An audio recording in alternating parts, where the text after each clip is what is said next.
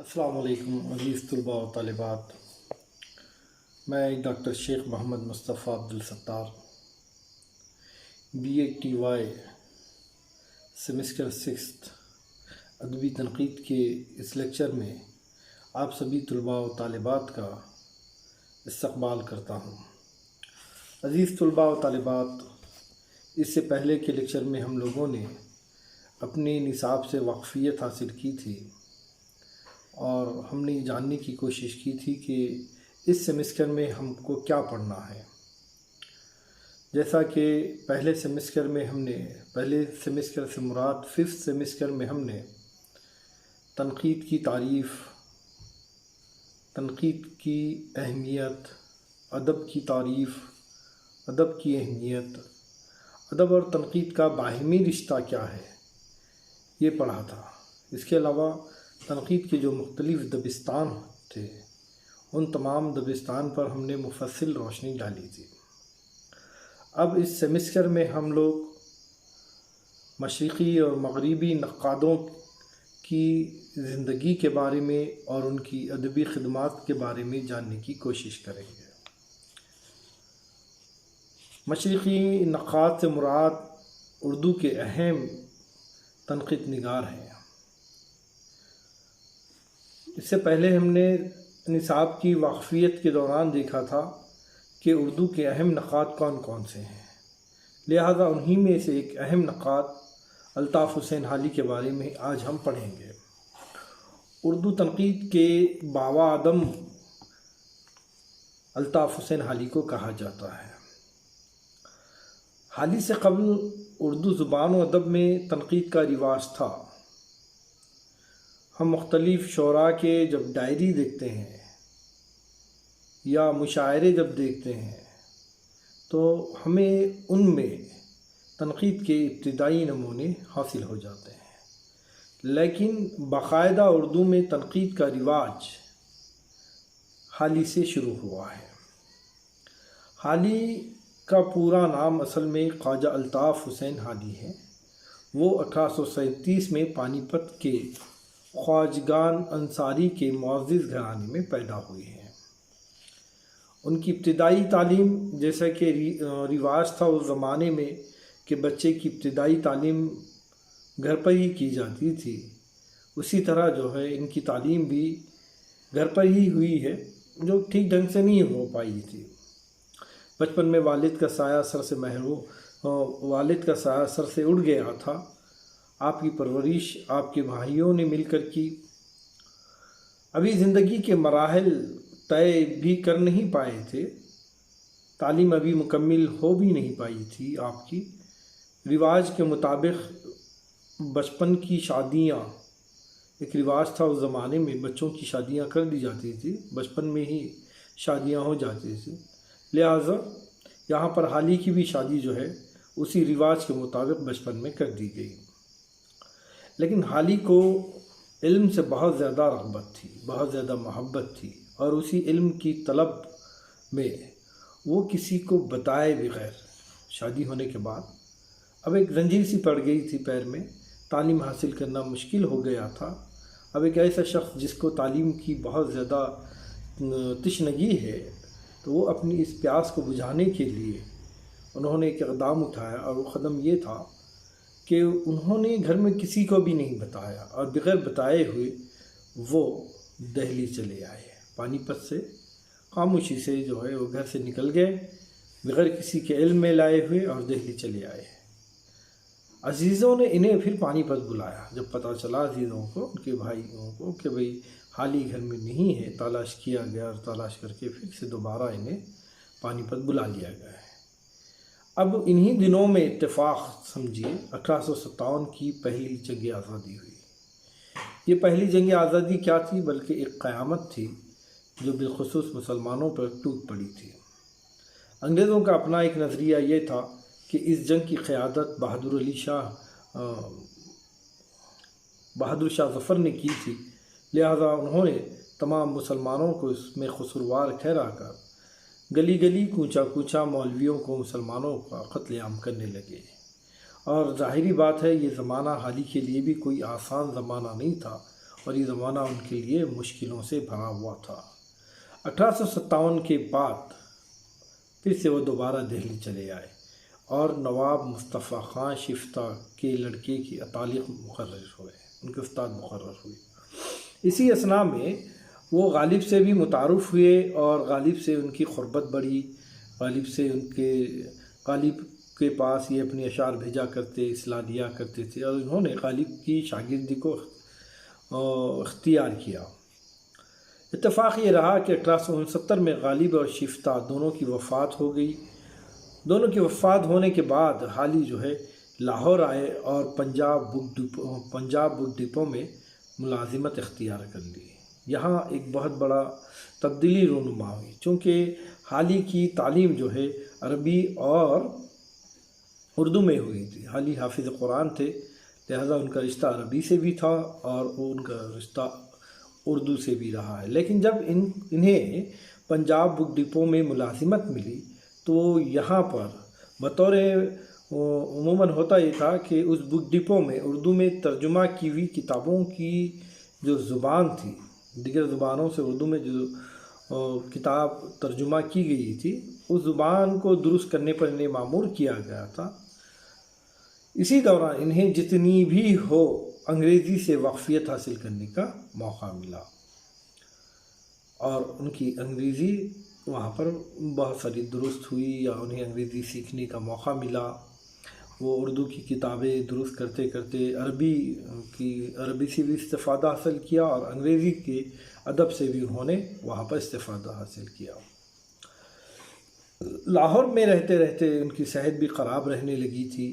اسی اثناء میں وہ دہلی کالج میں پروفیسری کی خدمات پر مامور ہوئے۔ وہاں سے وہ دہلی آئے اور دہلی میں وہ بحیثیت پروفیسر اپنے خدمات انجام دیتے رہے، اور جب انہیں حکومت حیدرآباد سے وظیفہ ملنے لگا تو انہوں نے ملازمت ترک کر دی اور سارا وقت تصنیف و تالیف کے لیے وقف کر دیا۔ لکھنے پڑھنے کے لیے انہوں نے زندگی کا بقیہ وقت وقف کر دیا۔ انہی خدمات کی بدولت 1904 میں شمس العلماء کا انہیں خطاب ملا 1904 میں، اور 1914 میں انہوں نے وفات پالی۔ یہ تھی ان کی زندگی کا ایک چھوٹا سا مختصر سا تعارف۔ 1837 میں پیدائش حالی کی پانی پت میں ہوئی، زندگی لاہور، دہلی اور پانی پت میں گزرنے لگی، اور 1914 میں وہ وفات پا گئے۔ حالی کی یوں تو بہت ساری تصانیف ہیں، بہت ساری کتابیں لکھی ہیں، لکھنے پڑھنے کا شوق تھا، ادبی شخصیت تھی، لیکن انہیں جو مقبولیت حاصل ہوئی ہے وہ ان کی کتاب مقدمہ شعر و شاعری سے حاصل ہوئی ہے۔ حالی بھی جو ہے مقدمہ شعر و شاعری کو بہت زیادہ اہمیت دیا کرتے تھے۔ اب ہم یہ دیکھیں گے کہ حالی کا رشتہ تنقید سے کس طرح رہا ہے۔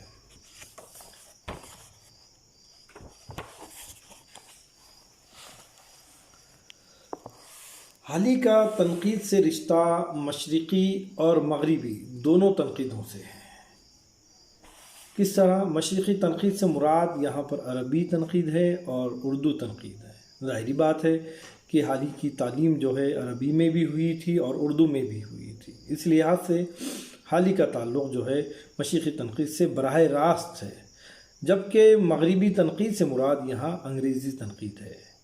اب حالی نے باضابطہ انگریزی تعلیم تو حاصل نہیں کی تھی، لیکن اس کے باوجود حالی کا رشتہ مغربی تنقید سے بھی رہا ہے۔ اب وہ کس طرح رہا ہے؟ آپ کے ذہن میں یہ سوال آتا ہوگا کہ جو آدمی انگریزی پڑھا ہی نہیں، انگریزی ادب سے اس کی واقفیت ہی نہیں ہے، انگریزی ادب لٹریچر کو وہ پڑھا نہیں، تو پھر وہ شخص انگریزی تنقید سے، مغربی تنقید سے کس طرح جو ہے فیضیاب ہوا ہوگا، کس طرح جو استفادہ حاصل کیا ہوگا؟ تو اصل حقیقت یہ ہے کہ حالی جو ہے انگریزی زبان سے واقف تو نہیں تھے، لیکن اردو کے توسط سے انہیں انگریزی تنقید کو سمجھنے کا موقع ملا تھا۔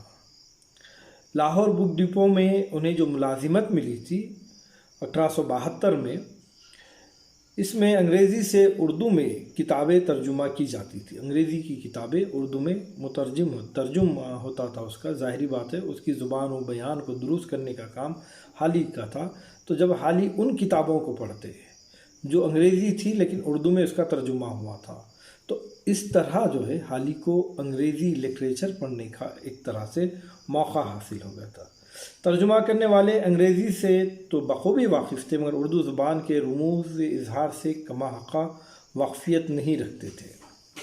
انہیں جو لوگ ترجمہ کیے ہیں وہ انگریزی سے تو واقفیت رکھتے تھے، لیکن اردو سے جس طرح انہیں واقفیت ہونا چاہیے تھا، اردو زبان کے رموز سے انہیں جس طرح واقفیت ہونا چاہیے تھا وہ نہیں تھی۔ اس وجہ سے ترجمے میں بہت ساری لفظی و معنوی خامیاں رہ جاتی تھی۔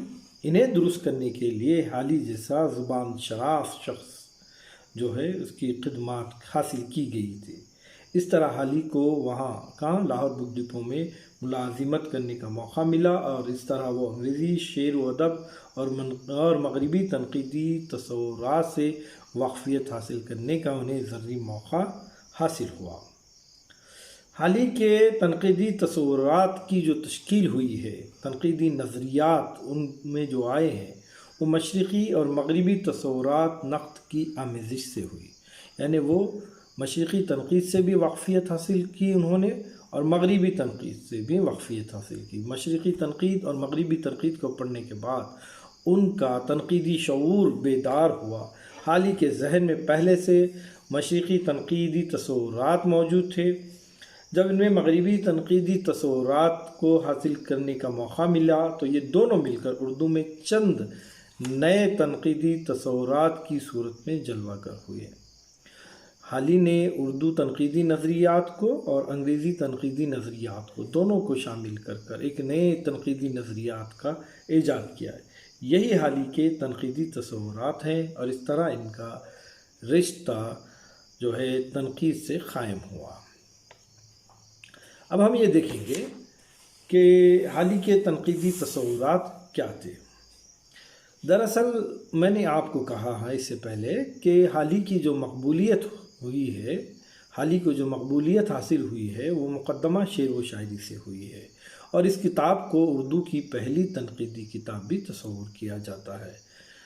دراصل یہ کتاب نہیں تھی، بلکہ حالی کا جو دیوان تھا اس دیوان کا وہ مقدمہ تھا۔ یہ کتاب سب سے پہلے 1893 میں شائع ہوئی تھی۔ دراصل یہ حالی کے دیوان کا مقدمہ تھا، جسے بعد میں ایک الگ کتاب کی صورت دے دی گئی، اور یہی کتاب اس کتاب میں یا اس مقدمے میں حالی نے اپنے تنقیدی نظریات کو، اپنے تنقیدی خیالات کو پیش کیا تھا۔ حالی نے اپنی اس کتاب میں شاعری اور اردو شاعری کے تعلق سے اپنے تنقیدی خیالات کا اظہار کیا تھا کہ شاعری کس طرح ہونا چاہیے، شاعری سے سماج کا تعلق کس نوعیت کا ہو، شاعری میں وزن کی ضرورت کتنی ہے، یا یہ کہ شاعری میں قافیے کی ضرورت ہے، اس کی اہمیت ہے یا وہ غیر ضروری ہے، شاعر بننے کے لیے کن صفات کا ہونا ضروری ہے، اور عمدہ شعر کی کیا خصوصیات ہوتی ہیں۔ اس قسم کے مختلف خیالات حالی نے اپنی کتاب میں پیش کیا، اور انہوں نے ان تمام باتوں پر روشنی ڈالنے کی کوشش کی ہے۔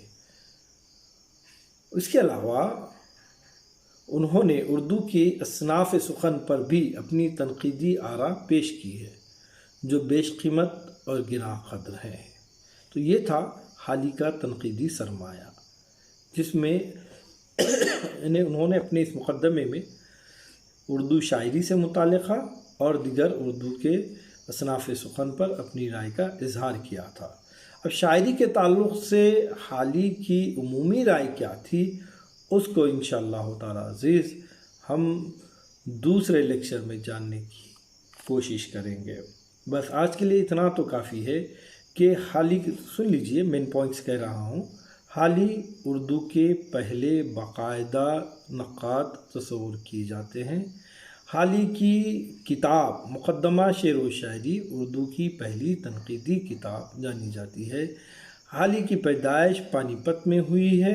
انہوں نے عربی اور اردو کی تعلیم حاصل کی براہ راست، لیکن Punjab book depot Lahore book depot میں انہوں نے اپنے خدمات پیش کیے۔ انگریزی کی جو کتابیں اردو میں ترجمہ ہوتی تھی اس کی زبان نو کو پلک درست کرنے کا آپ کام کیا کرتے تھے، جس کے سبب انہیں اردو سے انگریزی کے ادب سے لٹریچر سے واقفیت حاصل ہوئی تھی، لہٰذا انہیں مغربی تنقیدی نظریات سے بھی انہیں واقفیت حاصل ہوئی تھی۔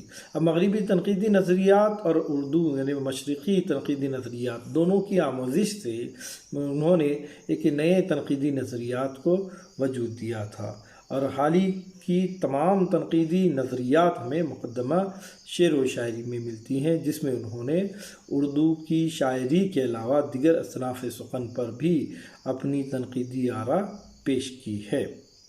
تو میں سمجھتا ہوں آج کے اس لیکچر کے لیے اتنا ہی کافی ہے۔ انشاءاللہ دوسرے لیکچر میں ہم شاعری کے تعلق سے حال ہی کی عمومی رائے کیا تھی، اور وہ شاعری میں وزن کے تعلق، وزن، قافیہ، ردیف کے تعلق سے کیا کہتے ہیں، اور شاعری کس طرح ہونی چاہیے اس پر ان کے کیا نظریات ہیں، وہ تمام باتوں کو ہم دوسرے لیکچر میں جاننے کی کوشش کریں گے۔ آج کے لیے اتنا کافی ہے۔ اللہ حافظ۔